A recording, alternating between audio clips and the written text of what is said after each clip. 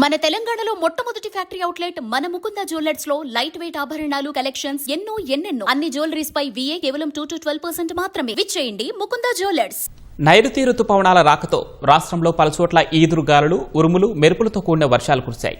ఒక్కసారిగా వాతావరణం చల్లబడటంతో భానుడి తాపం నుంచి ప్రజలకు కాస్తంత ఉపశమనం లభించినట్లయింది. కొన్ని చోట్ల ఆరబోసిన ధాన్యం వర్షానికి తడిసి ముద్దైంది. కొనుగోలు కేంద్రాల వద్ద వేల సంఖ్యలో జొన్న ధాన్యపు బస్తాలు తడవడంతో రైతన్నలు ఆవేదన చెందుతున్నారు.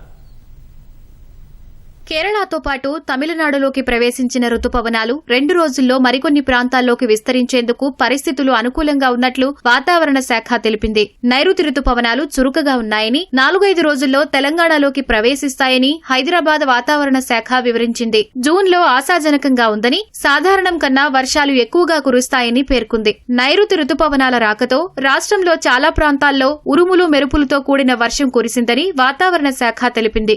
ప్రస్తుతానికి సాధారణంగా మనకి జూన్ 1వ తేదీన కేరళ తీరాన్ని తాకే రుతుపవనాలు కొద్దిగా 4 రోజులు ఆలస్యమై ఈ రోజు కేరళ తీరాన్ని తాకడం అయితే జరిగింది.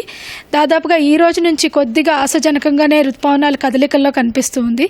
ఇప్పుడు ప్రస్తుతానికి చాలా చోట్ల మనకి కేరళ ప్రదేశ ప్రాంతంతో పాటుగా దక్షిణ ఇంటీరియర్ కర్ణాటక, అలాగే మనకి కొద్దిగా కోస్టల్ కర్ణాటక ప్రదేశాల్లో కూడా 2 రోజులు అంటే రేపు చేరుకునే అవకాశం అయితే కనిపిస్తుంది. దాదాపు మాండ్య, మైసూర్ ఈ పరిసర ప్రాంతాల్లో 2-3 రోజుల్లో మనకి చేరుకునే అవకాశం అయితే ఉంది.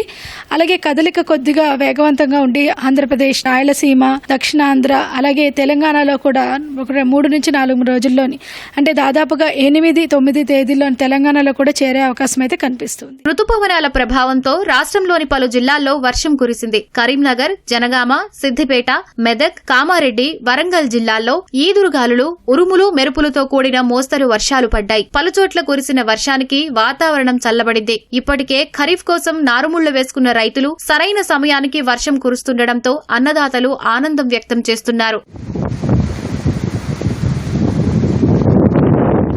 మరికొన్ని ప్రాంతాల్లో కురిసిన వర్షం రైతుల పాలిట శాపంగా మారింది. మెదక్, కామారెడ్డిలో కురిసిన తొలకరి జల్లులు అన్నదాతలకు కష్టాలు తెచ్చిపెట్టాయి. కొనుగోలు కేంద్రాల వద్ద ధాన్యపు రాసులు, జొన్న సంచులు తడిసి ముద్దయ్యాయి. చేతికొచ్చిన పంట తడిసిపోవడంతో రైతులు కన్నీటి పర్యంతమయ్యారు. ధాన్యం తరలించడంలో అధికారులు నిర్లక్ష్యం వహించడం వల్లే నష్టపోయామని కర్షకులు వాపోయారు. రోజుకు 2 చొప్పున కూడా సీరియల్ జరగలేదు. అయిపోతుంది రోజు లారీ రావట్లేదు. అమ్మాలోళ్ళు ఉన్నారు, వాళ్ళు కొత్త వచ్చారు. అమ్మాలు వాళ్ళు కూడా వాళ్ళు రోజుకు 1-2 పెడుతున్నారు. సపరేట్ లారీ రాస్తలేవు. మాకు కూడా పడతలు వస్తున్నాను. మాకు కూడా 4000 బస్తాలు 2 రోజులే లారీ వస్తుండగానే వాన వచ్చింది. కొన్ని నాని మధ్యలో కాంట అయిపోయింది. మేము 6 నెలల కష్టపడి ఇప్పుడు మొత్తం నీళ్ళలో పోతుంది కదా సార్. మాకు పంట మొత్తం ఏం తీస్తుంది సార్ మాకు ఈ వానల దగ్గర 2 నెలలు అవుతుంది సార్. ఇవరకలే వడ్డు పోతలేవు, లాట్లు వస్తలేవు మొత్తం. ఇప్పుడు మేము ఇన్ని రోజులు మా రైతులు మొత్తం ఇప్పుడు మాకు లాగోడేమన్నా మీరు సార్ మీరే చెప్పండి.